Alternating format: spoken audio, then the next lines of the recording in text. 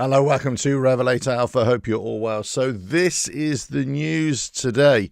This is what's going on in the motorcycle world. Things are hotting up in the 450cc class, 450, 500cc class in terms of adventure style bikes, small adventure style bikes, off-road capable bikes, rally bikes, that kind of thing. Really hotting up. QJ Motor just releasing their SRT 450RX Rally. I'll get into that in a minute.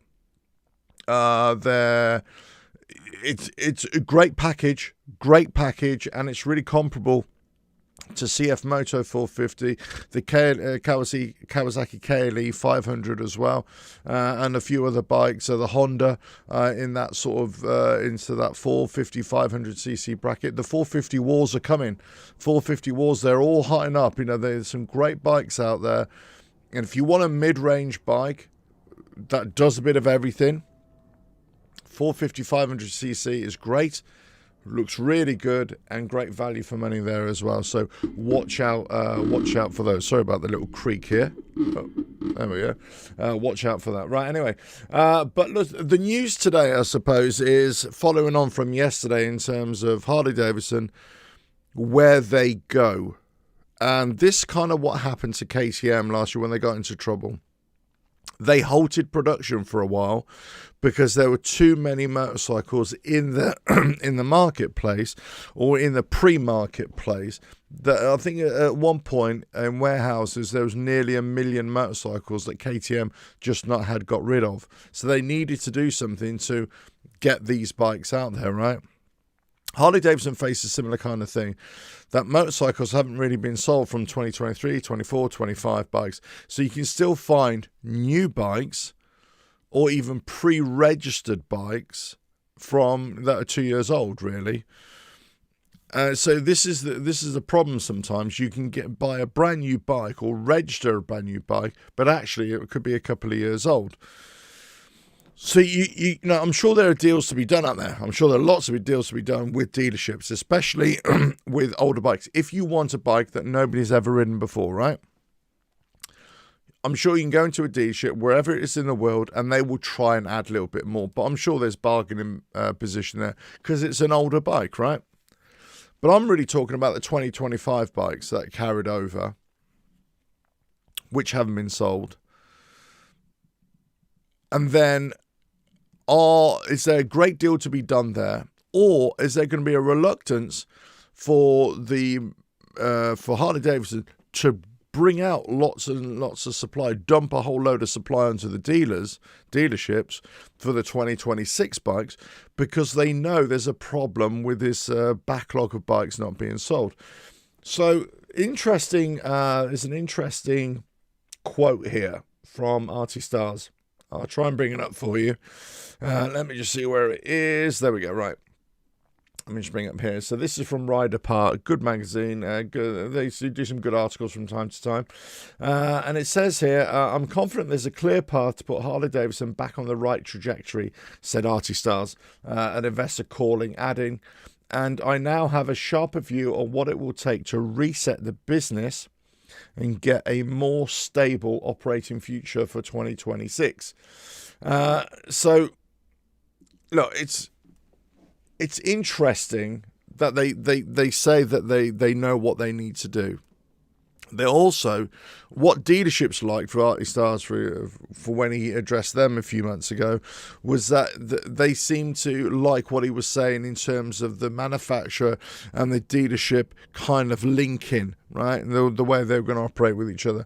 There's obviously a problem there. There's obviously a problem with some dealerships doing really, really well, and other dealerships not. It basically goes on to say, Stars stated, let me just put this up here, Stars stated while talking about dealership health, saying dealer health today is uneven, with some dealers facing challenges. Dealer health is not optional. It is a critical foundation for our long-term growth and earnings power. He added that he expects production to run below wholesale, creating operating deleverage. What that means is that Harley Davidson will seemingly limit production of new motorcycles. So he's basically saying that they're going to stop production, limit production, minimize production, right? Not produce as many motorcycles to try and sort out this problem with what the dealerships are facing and how many bikes are being sold. So that may help the pressure on the dealerships in terms of having to get this new stock in, right? Or being pushed with this new stock. So it's going to help them. But let's just say if you want a brand new motorcycle, you're going to want to go to your dealership and say, no, I don't want a 2023, 24, 25 bike. I want a 2026 bike with all these different refinements, right? So you might have a bit of a weight on your hands. That's, the supply might not be there. But also, for some unscrupulous dealers, they might start adding even a little bit more to say, well, you've got to pay a little bit more because of that, right? So whilst you'll get a deal on those other bikes, to get your 2026 bike, you'll pay more. So for the motor company, whilst they might be helping to help the dealerships get on an even keel, that still it doesn't solve the problem where some dealerships might be starting to add on inflated prices, inflated markups, because especially in the United States I'm talking about, especially when you're talking about the 2026 bikes. So they're going to lose one hand, but they're going to try and gain a lot more profit. So what the company really need to do, yes, they need to slow down production to meet whatever the customer demand is, but they also need to give the dealerships a lot more incentives to say, or a lot more direction to say, no, you must sell this bike at the maximum, this price here. All right. So there's got to be something out there. The problem is, what you've got in the United States is something very, very odd, where the rest of the world, or certainly here in Europe and other parts of the world, we find really, really strange. In that, you go to the list price of the bike on the website, and here in the UK, it might say give you this price, but then it will say on the road, and on the road means you have to pay for taxes. Not taxes. You have to pay a road tax. We have to pay a road tax. They won't let you have it unless it's taxed, but they're not getting that money. The government is getting that money, right? So on and so forth. But it's a nominal extra bit. Sometimes you can work that into the bargaining of buying a new bike. Say, no, whatever it is, that's the price I'm paying. That's what's listed. You have to pay for everything else, right? So that happens. We don't have a situation where you're paying £4,000 or £5,000, dollars, shekels extra just so the dealership can give you your bike. Certainly on new bikes and certainly on used bikes, it just doesn't happen. There might be a little bit of a markup, but certainly nowhere near what's happening in the United States. So this is why we find it really strange that in the United States you can have this system where dealerships can do this to car drivers, bike riders, whatever. But I always say, it depends who you are and if you're willing to pay it, and how eager are you to do it, or or if you want to just go and buy a used bike from a private sale and get your kicks there, as it were. But Harley Davidson, in terms of trying to repair the relationship with the dealers, might work. Trying to limit the supply of bikes might work in certain regards, but it doesn't stop that dealership customer interface that has been eroded for many, many years, because many bikers out there, if you're a Harley Davidson fan, many bikers out there don't actually put a lot of the blame on the company. Their resentment is more with the dealerships, right? Some put all the resentment on the company and have a lot of sympathy with the dealerships. The reality is there's a bit of both here. There's a bit of problems with the dealerships in terms of markups, in terms of customer service and the way they treat people. There is that. Some dealerships, not all dealerships, right? There is that.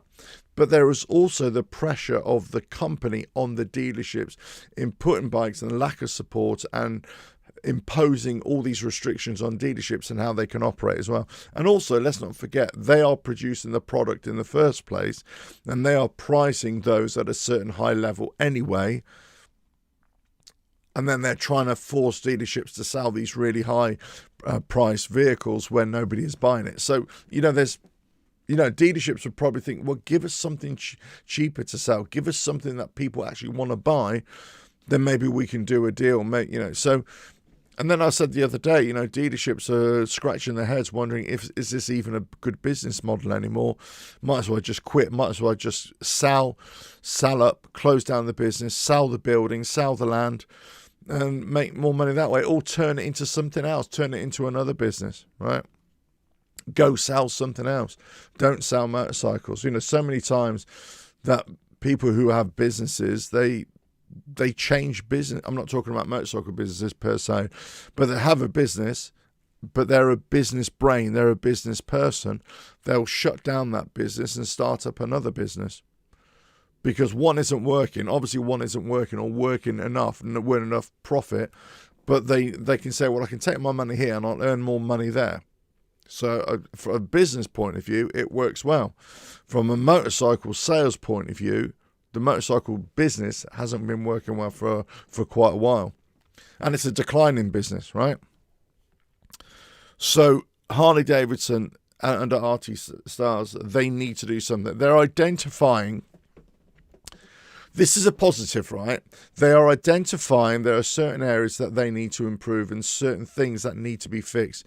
And at the dealership level, there's a lot of fixing that needs to be done. They understand that inventory and the pressure to put vehicles on dealerships and the way they're being charged is a big thing. So they need to fix that or repair it or make that easier, make that more fluid.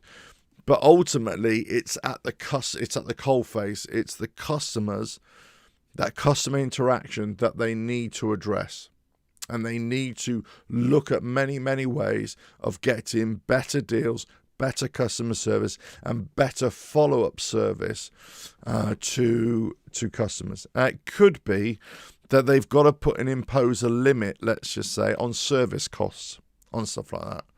They've got to put a limit on product markup, whatever it is. It might be a restriction based upon that. I don't know. I don't know how they can do it. I don't know how they can repair it from a manufacturer point of view.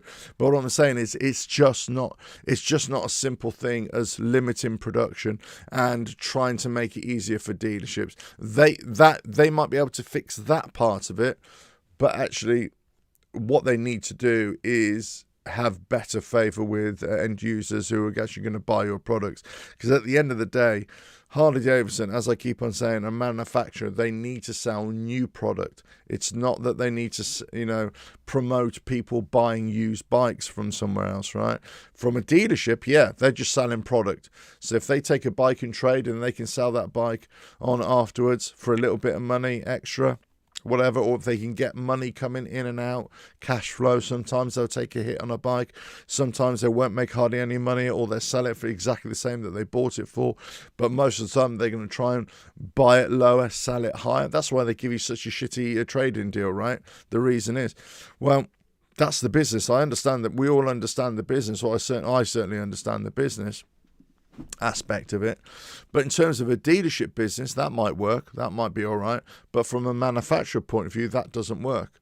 The only way that benefits anybody in terms of the manufacturer is if the person buying a used bike wants to buy Harley Davidson parts because they need Harley Davidson parts on it, so they keep on sourcing it from the manufacturer. That's the only way it works. But in terms of new bikes, it doesn't work at all. Forget about the merchandise stuff and everything, because in the grand scheme of things, that's really dropped off in recent years as well. People buying all the merch and everything like that, that's really dropped off. So it is about motorcycles, it is about parts, it is about what they can do. The financial services point of view, they had to sell off a lot of business. 2025, they've had to sell off lots of different elements of the business just to keep things going, just to make it more profitable. but it hasn't, it's not working. They're in trouble, Harley Davidson, and they definitely, as recognised Artisars, they have been in trouble for 5 years. It hasn't been addressed. He's going to try and turn it around. So watch this space. But yeah, limiting production, stopping production in certain cases, even if it's temporarily, just to try and fix this backlog of bikes and try and help dealerships shift a bit of product out there, and maybe offer riders some good deals. Okay, some good deals. If you can get out there, start bargaining. I always say in the winter months, wherever you are, depends where you are, of course, but in the off-season periods, let's say, or slow periods, that's where you can get the good deals. You go in there with a mission, and if they want to charge you extra, just say, don't worry, I've got a dealership down the road who doesn't charge you, I'll just go there. And they'll soon kind of realise that the more they do that, the more, and the people would say, well, are you going to travel 200 miles? They say, yeah, I will. I will travel 300 miles if I want a new bike and I'm getting a much better deal, right?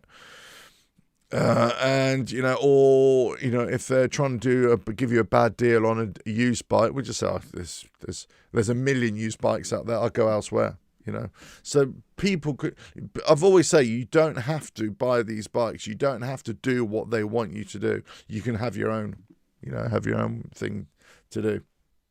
James, hello. Thanks for joining. This morning. And for you, crikey, it's that's a very early start for you, sir. But thank you for joining. So Harley Davidson and not just Harley Davidson, but other manufacturers, they're always going to be, this is automotive manufacturers as well, they're always going to be trying to limit their production. And sometimes they'll be stopping their production for a short period. I'm talking outside of problems with supply chains and components, which Harley Davidson have had to do in the past, of course, and other manufacturers have had to do that as well. But, this could be the way that they're addressing what the problems are at some of the dealerships as well, and trying to get it at an even keel so all dealerships are able to operate at a certain level.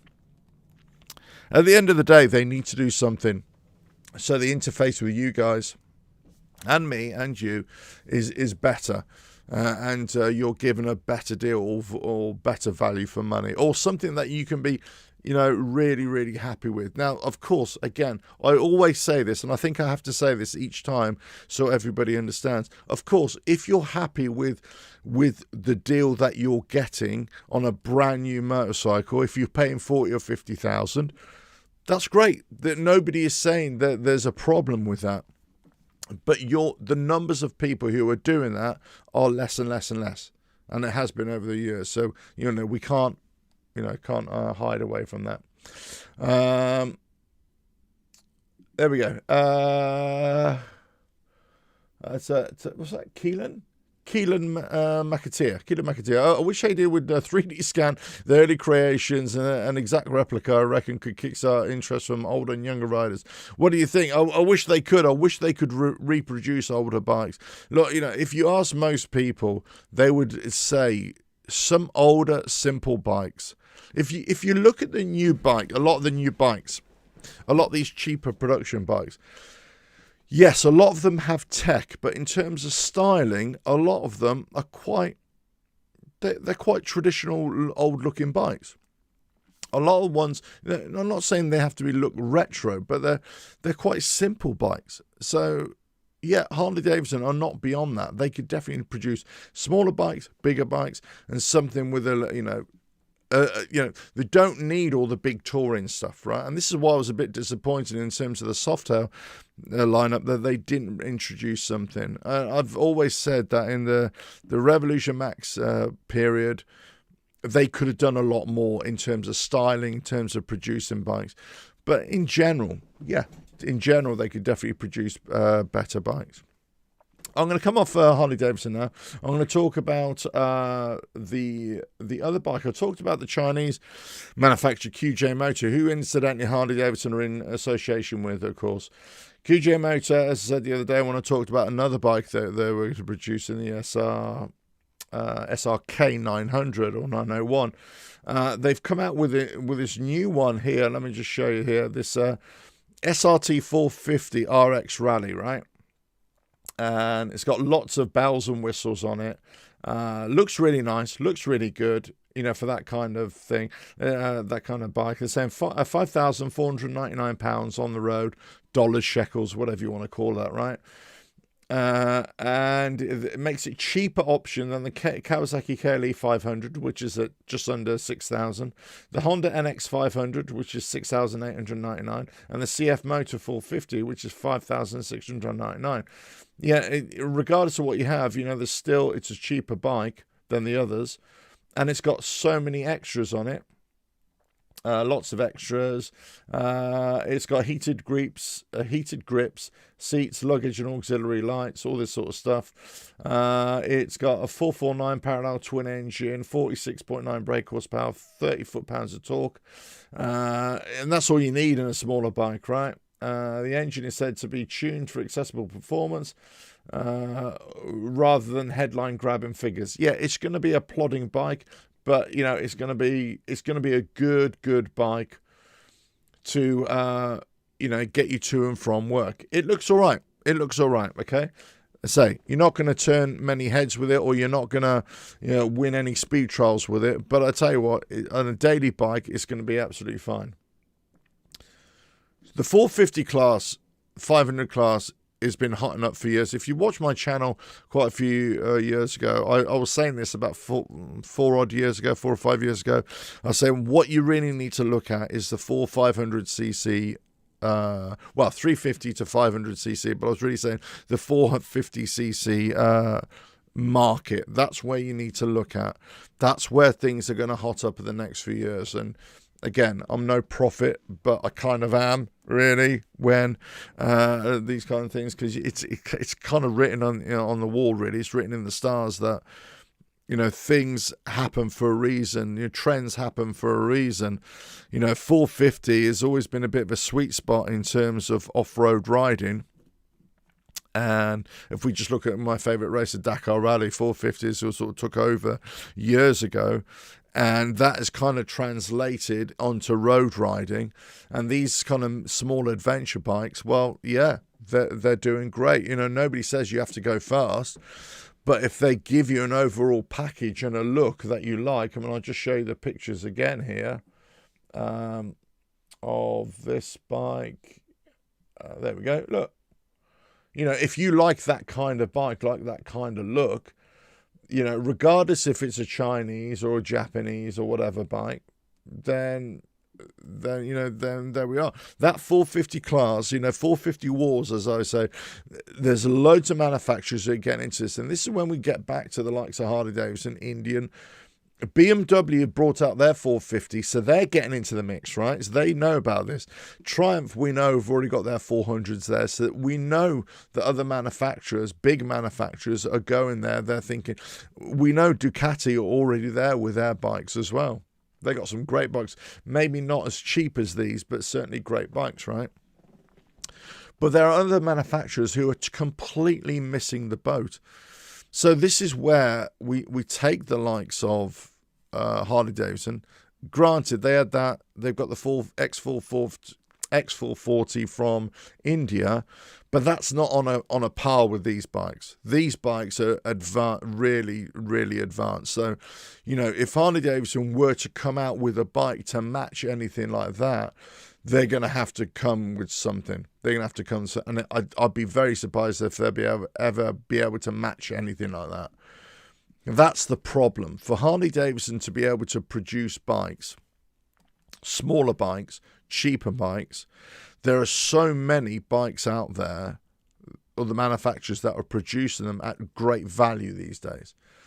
So, and maybe this is the reason why we're not seeing this Sprint come on really quickly, because they're having a problem in pricing it or being able to cost it so they can sell it for 6,000. And I said this a year or so ago. I said Harley Davidson got a problem with the Sprint at 6,000 because it's got to be something really special, because there are other bikes on the market that pretty much would be about £3,000 or £4,000, dollars, shekels, right, whatever.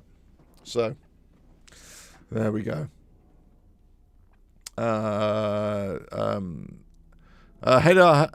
how are you? Have you seen the Mercedes AMG cars sound like Harley Davidson? No, I haven't. Sorry, I haven't seen anything like that.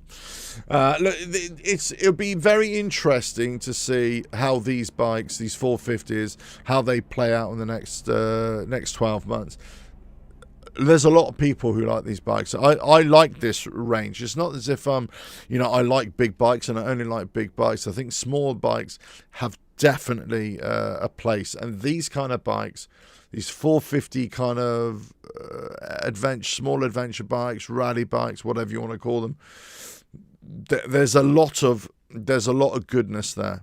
Harley Davidson and the like, Indian, they need to tap into this marketplace, into this class. I'm not saying they have to produce that kind of bike, but if we take the Pan America, right, the Pan America, everybody was always waiting for a smaller Pan America, the 975. Never came up. Everybody was kind of thinking, well, maybe they should make a baby Pan America, right? Something like a 500cc, 750cc. And then you kind of wonder, well, can they produce it? Would they produce it? How much would they sell it for? So there's so many things out there that companies like Harley Davidson could do. To your point, would they do early bikes or recreate those? They've missed the mark in so many times. They've missed the boat. They've missed the trends. And with a company like Harley Davidson to say they're only going to do the big bikes, let's say, they're shooting themselves in the foot. And if let's just say they start producing smaller bikes, and then maybe you can all come back to me, all those out there, and say, look, you were right. They needed to do this a long time ago. And it's interesting. I was talking about this years ago with the like, not just Harley Davidson, with other bikes as well, with other manufacturers. Say they need to produce bikes that are through the different CC ranges. They need to produce bikes that other people can afford and ride, right? Guess what? BMWs, Triumphs, even Ducatis to a certain degree, right? They started doing it. I was talking about Indian in the early days with the FTR. Brilliant, fantastic. But then they kind of stopped there. They needed to produce something different as well and produce cheaper ones along the way as well. There has been the opportunity for these manufacturers to do something. The problem is probably with Harley Davidson in particular is that they're at such a rebuilding phase right now. They're trying to put out their fires, as it were. They're trying to repair themselves. I'm not sure if they have it within their bandwidth right now to be able to produce this Sprint, this cheaper bikes, these smaller CC bikes. We were expecting it in the autumn reveals when Chapter 1 came out. We kind of expected it. We were definitely expecting it for Chapter 2 in January. You're just kind of wondering, are we waiting for a mid-year reveal? Or are we going to see anything in 2026? If they're trying to put out the fires and repair the company or repair the dealership issue and all that sort of stuff right now, I don't think you're going to see anything for the next few years. And then you've got to look, can they do anything like this? Can you honestly see Harley Davidson doing anything like this? Well, they can if they redesigned the Pan America and made baby Pan America, right? But it wouldn't come in at this price, right? It would no way come in at this price. And then you got to look at, okay, we're gonna build a smaller bike. Well, where do you think that bike is going to be produced? Where do you think the components are going to be produced? Because if you think it's going to be produced in the United States, then think again, because it ain't. Okay. Unless all the other manufacturers unless the Trump tariffs work in Harley Davidson's favor, in that all the other manufacturers who are selling these kind of smaller bikes, it's just too expensive for them to sell in the United States, right? Which I don't believe it ever will be, but let's just say it is. Then Harley Davidson can come in and even charge more because they'll still be cheaper because of the tariffs imposed on those other bikes, right? But that's not giving you a great deal. They're just trying to profiteer over the government, the Trump, trying to impose all the extra tariffs on these other companies, right? On these other foreign brands. So you're still paying a lot more than the bike is actually worth. And then people are going to be thinking, hold on a minute, why am I going to pay all this money for a very small bike in the United States, this is, when a few extra thousand or the same value, I can just buy a used big Harley Davidson, right, and go down the highway. So they've got to be very careful how they price it. And if they overprice it, they're not going to be able to do it. If they're going to come in cheaper, they either have to make it as a unit loss, or it has to be an imported bike, like made in China or India or whatever it is. So then, would it be welcome in the United States market? Certainly in Europe it would. I don't think there's an issue there. And certainly around the world, I don't think there's an issue there. But again, you got to look at it's always going to come down to price. And the smaller the smaller the bike is in terms of cc, the smaller the less of a typical Harley Davidson bike that it is, the more that they cannot afford to overprice these. Because if they do, then they will be completely screwing themselves. But, we'll have to wait and see. But the 450cc wars are on. They're definitely on. QJ Motor have just come in with their bikes. There's so many other bikes. CF Moto, Kawasaki, whatever. There are so many bikes in this 450, 500cc range that are fantastic bikes. The next range to look out for, well, actually, it's not looking, it's already happening, is that 250 to 350cc range. That is really hotting up. BSA have coming out with some great bikes, but some other manufacturers are also coming out with great bikes. I'm not even mentioning the likes of Royal Enfield. Royal Enfield just keep on pumping out new bikes. There's a story there that they're coming out with a new Continental GT here. Spy shots. This is from Motorcycle News. Let's show you here. Spy shots of the new Continental GT 750 twin in testing. I mean, that looks really nice, doesn't it? Look at that. That looks really, really nice. Motorcycle News doing a good job as always. But look, look, a very old cafe racer style, isn't it? It just looks good. A bit of 70s in there as well. It looks the business. And whatever these price of these bikes are going to be, they're not going to be a lot of money. In terms, it might be £8,000-9,000, dollars, shekels, whatever it is. I don't know what the latest prices on these are. In fact, I'll tell you what. Let me have a look at these for you. Royal Enfield. Where are you? Royal. There we go. Royal Enfield.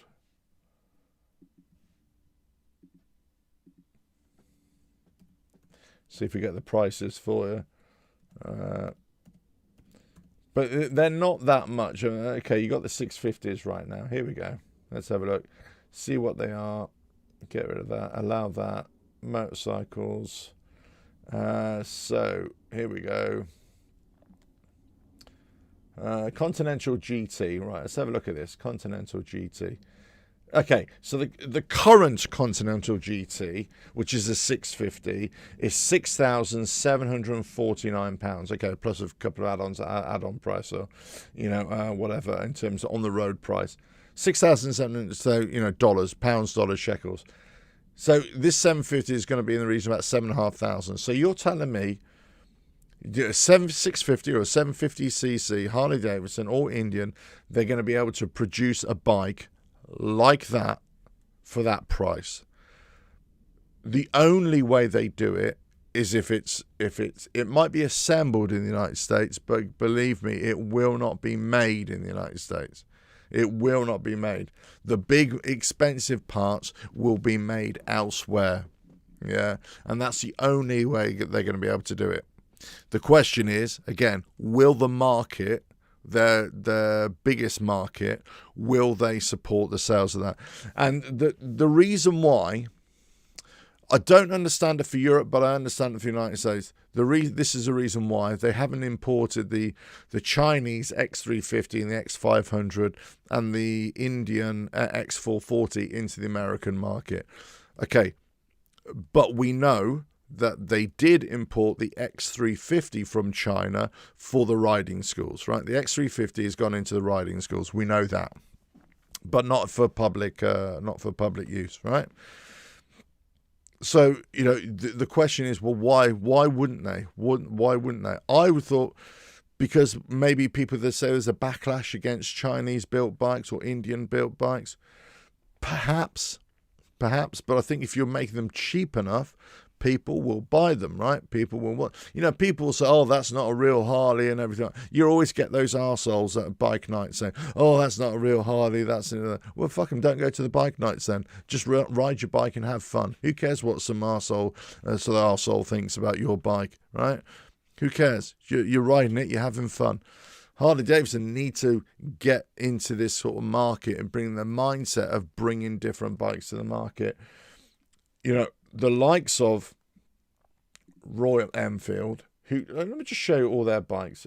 Look, here we go. Royal Enfield, look at all these bikes. A lot of retro bikes, a lot of classic bikes. You get this Bear 650, great looking bike. The Shotgun, great looking bike. These Gorillas, nice bike. Himalayan 450, Gorillas 450. What else are we looking at here? Yeah, all these other bikes. Hunters 350 bikes, 650 bikes. They are decent looking bikes, you know, but they don't have to be a big bikes. But if all you want is a big tourer or a big, you know, cruiser or whatever, well, a company like Harley Davidson can still produce those. They don't have to get rid of those. So if that's all you want, great. But other people don't want that. They want something else. And the company like Harley Davidson are not supplying that. Now, I always go back to the likes of Honda. Honda do that. They say some of our customers want big bikes, want big fast bikes, big tourer bikes, right? Other customers want 50 cc's. Other customers want 300s, want 500s, want 750s. Some want road bikes. Some want adventure bikes. Some want scooters. Some want urban, more powerful scooters. Whatever it is, right? And they look at that and say, our customers or potential customers want that kind of bike. Guess what? We're going to produce one. The likes of other companies, manufacturers, they don't have that vision.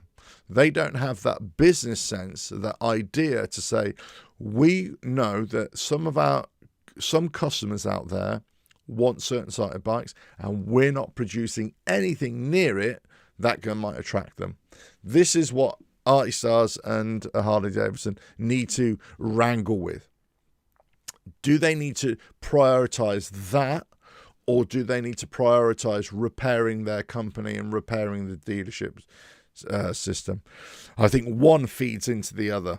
I think if they can produce smaller bikes, cheaper bikes, regardless of where they're sold, it can help repair the company. It can help repair the dealerships, and and it'll get people in through the door as well.